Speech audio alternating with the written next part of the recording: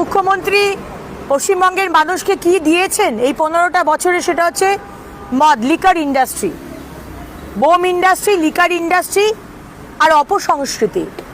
আজকে দু দলের মধ্যে মদের ঠেক নিয়ে আর মদ খাওয়া নিয়ে ঝগড়ার পরে একজনকে খুন করে দেওয়া হলো, কারণ এখানে কোনো ল অ্যান্ড অর্ডার নেই। এবং তৃণমূল যারা করে, সেটা মুখ্যমন্ত্রী এবং মুখ্যমন্ত্রীর তলায় যে কেউ হোক, অনুব্রত মণ্ডল হোক কি শেখ শাহজাহান হোক কি এই ছেলেটি হোক, তারা মনে করে যে আমরা যেহেতু তৃণমূল করি, পুলিশ আমাদের ক্যাচ কলা করবে, আমি যা কিছু করতে পারি, আমি মেরেও দিতে পারি, মেরেও দিয়েছে।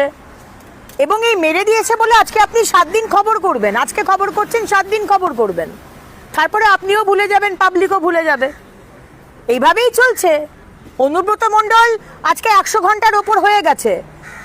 মুখ্যমন্ত্রী মমতা বন্দ্যোপাধ্যায় পুলিশ মন্ত্রী, পুলিশকে অপমান করেছে, তার মাকে এবং তার স্ত্রীকে। অ্যাকশন হয়েছে?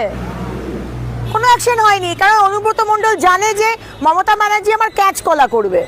কারণ মমতা ব্যানার্জির অনেক গোপনীয় কথা আমি জানি, কোথায় কোথায় বীরভূম থেকে টাকা গেছে আর কি হয়েছে সেটা অনুব্রত জানে, এবং অনুব্রত এটাও জানে যে মমতা ব্যানার্জি তাকে অ্যারেস্ট করবে না।